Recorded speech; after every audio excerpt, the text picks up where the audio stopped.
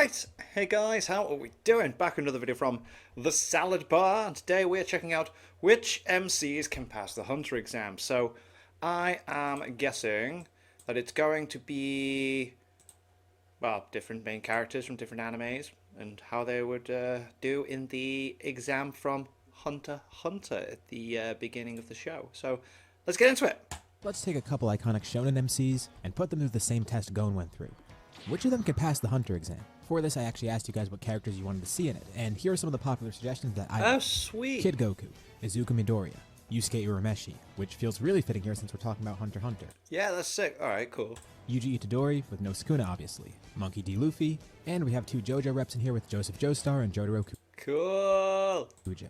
To do this, we're actually taking each MC from their first arc, since that's going to yield the most interesting results. Most of the people taking part in this exam didn't have their Nen abilities after all. That is true. Yeah. Alright, so give them the same situation that Gom's in right at the start before they start power progression. So we're trying to simulate that here. Cool. It's going to be based on their intelligence and abilities from that point, and we'll also treat these characters as if they're from this verse. So another interesting request I got is to split this up in two ways. The first is by just looking at their raw stats in their first arc. If their abilities aren't based on something they're born with, they're not going to have it. So for example, Yuji's not going to have Sukuna here, but he has his innate raw strength. Luffy's not going to have his Devil Fruit. Deku's not going to have One for All. Oh. Okay. Etc, etc. They'll be taking the Hunter exam just with their raw stats. If they end up failing the exam, then we're going to be looking at a buffed version of them. Right, so then redo it. Okay. Alright, this is interesting. Either with their stats equalized to Gon, or we're going to give them their powers back. Well, this ain't happening. This will. So basically, if they fail the first time, this makes They it a get a competition second of chance. intelligence and adaptability, instead of just focusing on their physical abilities. This will give everyone a chance at passing, because as Netero stated in chapter 33, the exam does score people based on physical ability, mental acuity, and impression. It wouldn't be fair to snub a character just because they scale lower, especially with how much the scaling varies for everybody here. Since the exam changes each time, for the sake of this video, we're going to be using the same exam that Gon took. Fair. We'll also assume it has the same exact participants, so people like Illumi and Hizuka will still be threats, among others. Oh. And the exam will go all the way up to unlocking Nen, not just obtaining a license. This is part of the exam after all, so it will be included. To make things easier, on screen I'll show each phase of the exam with their pass or fail status. Cool. The run, the egg hunt, the trick tower. Ooh. Okay. Of course, they need to pass everything in a row in order to get their license. Oh, of course, because the test isn't really over until they actually do that after the fact. It's an ongoing thing, isn't it? Here's the phases we have. The preliminary, the first phase, which is the run, the second phase, which is the egg hunt, the third phase at Trick Tower, and for Trick Tower, we're going to assume that whatever MC we're looking at is in the same exact group as Gon, replacing Tonpa, the fourth phase at Zevil Island, and the final phase, which is that tournament where they need one win, followed up by them discovering and unlocking Nen, of course needing a teacher for that. Who has what it takes to be the next Hunter? First, we'll begin with Kid Goku. Right off the bat, one thing he has an advantage with is his tail. Since we're trying to fit him into the series, we could say he has an unknown origin, either related to the Dark Continent or some sort of mythical beast. With Goku, we're not removing his powers because this is something he's born with. Yeah, he's naturally got all this. Alright, okay. Him being a Saiyan is an innate trait with him. It's not something he got after he was born. Of course, if there's a full moon during one of these phases, that could be a really big issue for everybody, figuratively and literally. But his tail's really nice to have Big because it's an extra issue. limb, and he might even be he able to figure grows out how to use it for big. flight like he eventually did in the actual series, basically spinning it like a helicopter. And even without that stuff, Goku's already advantaged to begin with. In terms of attack power, right in the first He's so strong. arc, we see him crushing boulders, lifting and destroying cars, defeating huge animals, and just overall being a real menace. He's pretty fast too.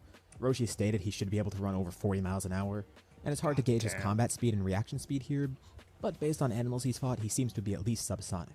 Beyond those stats, he's obviously a prodigy and is able to copy things really quickly, and he's lived in the woods alone for years, so he has the survival instincts and skills that he needs too. Overall, I think it's really safe to say Goku could pass the entire exam with no issues at all. None of these phases really pose any sort of challenge to him, and really the biggest issue is him being able to turn into a grade 8 because this could happen at any time, and that would really screw things over. Although mostly for the other contestants, not really for him. If Hizuka antagonizes him, that would be an issue given his strength at this point, but I don't see him or Illumi getting in his way at all. The craziest part is this is all pre-training. Literally right from chapter 1, Goku's just him. Next we get to Deku. So this one's pretty interesting because we're looking at Deku being quirkless here. It's a bit Yeah. hard to scale chapter 1 Deku in terms of feats, and he probably wouldn't pass this. So we're going to be using him post-training, after going through all the training for One for All. Also, this is just fair in general because every other MC here basically has some sort of physical gift or prior training, and Deku's really the only exception. So this is kind of a necessity anyways. due to Chapter 1 Deku probably failing right off the bat, and the lack of feats and lack of fairness. And I thought after his training, maybe it would still be a challenge for him. Deku doesn't really seem too strong in comparison to the others in his verse, at least on the surface. But then when I started looking into it, I realized he's cracked. Like, scary cracked. I'm doing a rewatch of this series right now, mainly for some other videos, wink wink. And while I've scaled some things from this series before, I was never really familiar with scaling for the first parts of it. I never paid attention to it. The whole reason I'm going on this tangent is because Deku's scaling surprised me so much that I decided I'm going to make a completely separate video scaling him without a quirk. Cool. That'll be coming out soon. By the way, if you're liking this so far, be sure to drop a like. It lets me know you want to see more like this. This is just to convey my shock at how strong he is. Like, yeah, if we use him pre-training, he's probably screwed. He's a below average guy. He's pretty intelligent, but he's a quirkless, weak kid. But with his training to prepare for his quirk, his stamina, speed, and power are actually pretty high, especially when you consider that he was doing decently well in his training at UA without using one for all much. That's true. Okay, yeah, he does do a bit of training. Like, by regular human standards, he's the strongest person on Earth. So for one, his stamina is really high. He always pushes his body to the limit constantly and isn't stopped by extreme pain. And he's got incredible willpower. That's going to be really helpful for this exam. In combat, he's supersonic and his reactions are even faster. His travel speed's much lower, comparable basically to an athlete. But in combat, he really shines. And none of this is due to One For All either. He even tells All Might at one point that he only gets a small boost from it. He can't even control 5% of it at this point without breaking his bones, and he rarely does use it. It's very smart, Deku, as well. Very, very intellectual. And humans in My Hero Academia are just strong by default for some reason. Even a certain character later on becomes quirkless and is pulling off good feats. I won't say who, but if you've read that far, you know. And like, look at his training with All Might. He's carrying a nearly 600-pound All Might. He cleaned up an entire beach, which includes moving a truck on his own through sand and other trash. He's taken point-blank explosions from Bakugo, who's building level at worst, and has traded blows with him too and knocked the wind out of him. And this is all kind of lowballing him. Again, I plan on making a completely separate video for this just because it's interesting to me. But his raw stats are really impressive, but the most impressive thing is his brain. Not only is he incredibly battle smart, he's just relatively regular smart in general. Especially in a setting like this, he should really excel. He's incredibly driven, he's motivated, he's got insane willpower, he's got the raw stats to back all this up, and he's a really analytical and adaptable fighter. For that reason, I think he actually makes it through the exam fairly easily. Alright. At least looking there at you him go, after his second one, training. yeah, of course. And he'd definitely be able to unlock Nen at some point. We saw how quickly he was able to learn and adapt to a quirk. Yeah, I reckon so as well. Yeah, like you're saying, he learns and adapts and trains and picks things up very quickly. Especially one as complex as One For All. Learning and controlling Nen wouldn't be an issue for him. Next up we have Yusuke, and full disclosure here, I only just started watching Yu Yu. I'm about 3 arcs into it. Thankfully this video is only based on the first arc of each series. Okay. But I've also never scaled anything to do with this series before, and I don't know if there's some info I'm going to leave out. Yu Yu Hakusho is so good though. I definitely advise watching it if you haven't. That was something this year that I checked out. So cool. Like some world-shattering reveal later on that actually does apply to the first chapters. Like, for example, people finding out Goku's a Saiyan, which changes the entire context of the manga before it. I don't know if there's any of that here. So this is solely based off of what I'm seeing in the first arc. If there's some sort of inaccuracy because of that, that explains it. Anyways, based on what I'm seeing, early Yusuke actually kind of struggles with this. He has a lack of experience and how he carries himself. I think at this point in the story, he's not really too fit to be a hunter, and he's on the weaker side of these characters that I've chosen as well. I wanted to include him here because, despite me not finishing the series yet, I'm really liking it so far, and it has the same author as Hunter x Hunter, so it feels really fitting to put it here. He definitely has the potential to be a good hunter, but pre-training, it's going to be a bit tough for him to pass the exam. Fair enough. I'd say he probably makes it to the preliminary, and he definitely has the stamina for the run. He has the guts and bravery for the egg hunt, but I feel like beyond that he might face some sort of struggles. There's definitely a higher chance that he's going to lose the tournament, for example. For Trick Tower, I'd say maybe it's 50-50. And for Zevel Island, it's going to be really tough, especially up against the people that he's going to be facing. So let's take him after he does his training. If we equalize his stats to Gon, who actually scales a bit higher than him, or if we just flat out give him his spirit abilities and say they're Nen abilities instead, I think his strength after training definitely will help him here, and he should be able to pass it. His attitude and nature might still pose some sort of issues here, but he's definitely capable of passing it, especially post-training. So even though I feel like he'd fail if we just take him right from Chapter 1, he would definitely have a decent performance and surely would have the potential to eventually unlock Nen. I think his issue here is really he's just too green. I guess that's kind of a pun. Next up, Yuji. Of course, no Sukuna here. But like I said, biological things are allowed to stay, so I'm not going to be spoiling anything for the manga here. Yeah, because he starts off really strong, doesn't he, before all that? Like, what's the thing he throws? Is it a shot put or something? He just absolutely launches it. It's like, oh wow, okay. He starts off dead strong before Sukuna anyway, yeah. But we do get more info about Yuji's past later on. If you know what I'm referring to, you know. So that explanation for his strength, it stays here. But even right at the beginning of the series, Yuji is freakishly powerful. Not to mention, Yuji's perseverance is really going to help him pull through here, combined with his physical Yeah, there you prowess. are. So like right in the first arc, before he even gets Sukuna, it is made very apparent that Yuji's really strong. Right off the bat, it's stated that he could reach speeds of nearly 40 miles an hour, which makes him the fastest human on Earth, by a pretty big margin too. We don't know his reaction speed or combat speed here, but if his travel speed is that high, likely his reaction and combat speed is much higher, because that's usually how it goes with those things. He even was fighting a cursed spirit that was destroying his school, and even Megumi was impressed by his strength. We could say he's around small building level. I think Yuji would pass the exam pretty easily. Zevel Fair Island enough. might be an Alright, issue, yeah. and maybe the tournament as well, given how strong the people are that he's going up against. But the first few phases definitely aren't an issue for him, and his perseverance alone should help carry him through a lot of this. And in the end, I think he should be able to unlock Nen as well. Next, we'll look at Luffy. You might think Luffy's pretty disadvantaged here by me removing his Devil Fruit powers, but even if you take that away and just look at Luffy right at this point in the story, he's still pretty strong. The reason I say this is because of his backstory stuff with Ace and Sabo. These kids are freaks of Okay. nature. And I know Luffy had his Devil Fruit powers at this time, but he didn't use them much because he couldn't use them well. It took him a while before he could even throw a proper punch with those powers. As for Ace and Sabo, we know for a fact Sabo didn't have a Devil Fruit here, and Ace presumably got his after he left home. Granted, we know Ace is just strong in general, especially due to his parentage, but still, these three share a lot of feats together and are pretty much relative. Like, they outran a tiger and beat it up, and it was a pretty giant one too. And Big remember, tiger. we're using Luffy from East Blue, we're not using this kid Luffy. Tiger. If he was that strong as a kid, imagine how strong a hypothetical 17-year-old Luffy would be if he didn't have his Devil Fruit powers. Of course, weaker than normal, but he still should be freakishly strong, at least by normal human standards. He even does have some feats without using his Devil Fruit too, like during East Blue we see him outrun an explosion. As for his attack power, of course some of it is buffed by the fact that he has the Devil Fruit, and can give his attacks a lot more momentum and such. But at very worst, I think without a Devil Fruit he'd be large building level, and that's being really conservative.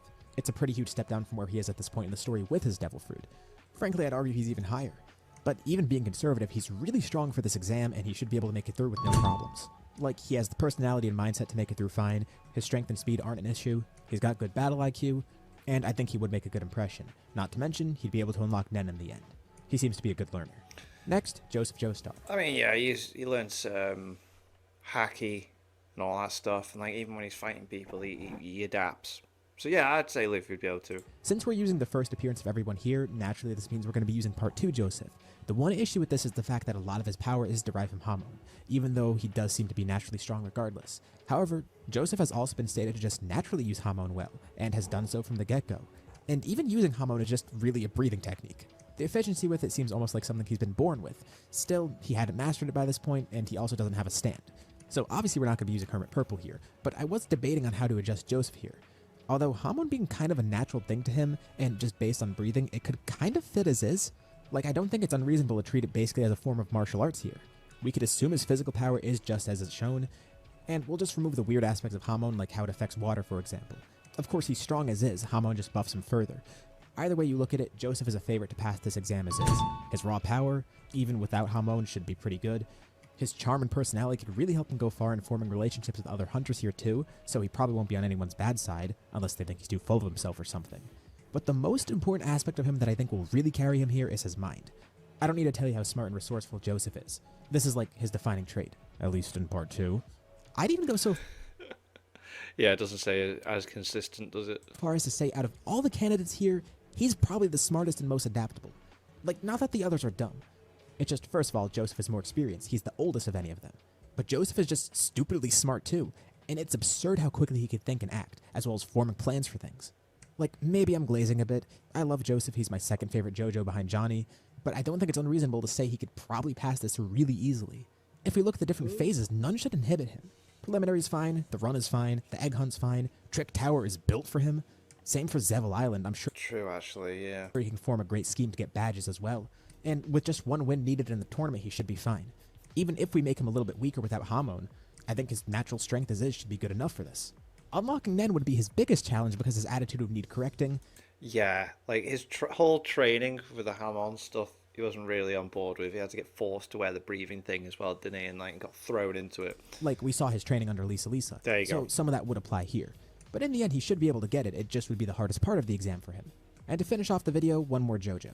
Jotaro Kujo. Let's go. Just like Joseph, we won't be giving him a stand unless he fails the exam. Technically, he was quote-unquote born with the potential to have a stand, but it required Dio's awakening for it to awaken Right, as well. yeah, of course. While it is related to the Joestar bloodline, he only manifested it after the fact. And since it requires that external force, plus the fact that he gained it so late into his life, we'll assume that he doesn't have that here. Okay, makes sense. All right. which isn't a problem because thankfully he actually does have some feats without his stand too. And JoJo characters don't get absurdly strong with stands anyways. Although Jotaro is kind of an exception because a lot of his stand is just raw power. But he does have some feats on his own. Feats applicable to Jotaro, not Star Platinum. It's not like we're taking a Galaxy Buster and nerfing him here. Jotaro without Star Platinum still is pretty strong. Like at worst, he's actually somewhat comparable to Gon in terms of strength and maybe a bit slower. But that's like at worst. Stats wise, he should be pretty fine here. Superhuman speeds, really quick reactions, although some of that might be attributed to Star Platinum, but also his raw power just as Jotaro is pretty good. Like, he beat up an orangutan easily, and sent a man flying with a kick into a garage. He breaks a metal chain with no effort, and like one other really funny feat my friend brought up to me, it's the fact that when he was a kid he'd beat up a Lessie. Even as a kid he could beat up a grown adult. So I think normal human Jotaro was more than fine here in terms of stats. And multiple times within JoJo, across all the parts he's in, he's been shown to be really smart. He's a great strategist, he's dependable, he's really good at tricking opponents, and just in general, he's a pretty intelligent guy. Personality-wise, he definitely has the willpower to make it through this too. Yes, definitely. Just like Joseph, I say he makes it through this pretty easy. In the end, I think it's at least important to note that these MCs all should be able to unlock Nen. After all, in Shonen, it's pretty common for MCs to go through hero cycles like this, or just development like this in general, passing some sort of test or training to unlock their crazy powers. They're literally built to be capable for that. And these MCs, they all have that. You may have also noticed I overlooked one thing in the preliminary. Honestly, I think that would be the hardest part of this test. Not the ship part or the part with the Kirikos. Assuming everyone takes the same exact test as Gon, how would they react to the question about saving someone?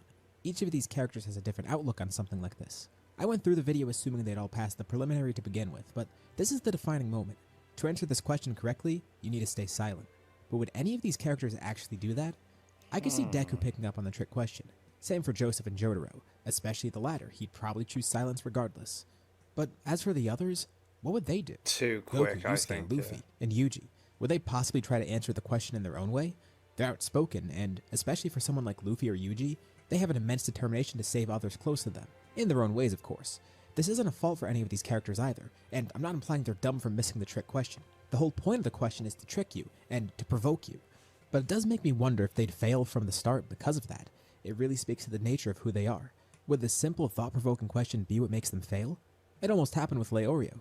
And for a good reason too. He didn't want to answer the question. Not to say they'd have an explosive reaction like this, but probably some reaction. One that isn't silence. We could power scale all we want. But at the end of the day, if you don't pass this question, you don't get into the exam. And this question is the perfect example of what it takes to be a hunter. It's meant to provoke the heart and mind. And for that, it's tough to say how they'd respond. I would like to think they all answer this correctly. But just some food for thought. Their unique aspirations and personalities, that'll decide how they answer this. Even if some of them might not be able to pass certain parts of it right away, or if they at least struggle with it, in the long run they definitely have potential to be hunters. They all have the heart, dedication, the potential, the battle IQ, all the factors needed to eventually unlock Nen through training once they find their teacher. And as you saw, most of them were able to pass. A good chunk of them went through it really easily as well. But that isn't to downplay what Gon and his friends did. It's just these verses start out kind of strong to begin with. But remember, personality, mindset, and intelligence also play a huge role here. And that's the thing that all of these characters have in common, particularly sharing this with Gon, as well as other successful hunters. Let me know what you think below. Do you think some would struggle more? Do you think it would be easier for some of them? And also, would you like to see another one of these? I only covered a handful of MCs here, and there's way more I could talk about. So if that interests you, let me know below. Anyways, thank you all for watching, and I'll see you all in my next video. Very cool. I like crossfit stuff, but I like it when it's like a scenario as well. That makes it a little bit more interesting, adds a little bit more to it, and then you go into the characters and how they'd fit in and that. Very cool. Goku, obviously, from the get-go, and then interesting one to have Deku without his quirk. Interesting to have Yuji without Sukuna. Because, yeah, like, I forgot until he mentioned it, that, yeah, he does the whole shot put thing and runs real fast, so, like, he's pretty capable. So yeah, I will check out at some point which MCs can pass My Hero Academia's Hero Course. That's another one. That'd be cool. But until then, thank you to my patrons. If you want to have your name at the end of every video and want to be able to watch patron-only reactions, such as the original Dragon Ball series, links in the description to the Patreon page. $1 a month is all I ask to help support the channel. It's greatly appreciated. Thank you for that. Thank you all for watching. What do you guys think of that? What do you guys think of this? Click like, subscribe if you haven't already. Leave comments down below. Let me know what I should watch or discuss in future videos. I'll see you guys all, guys. Next time.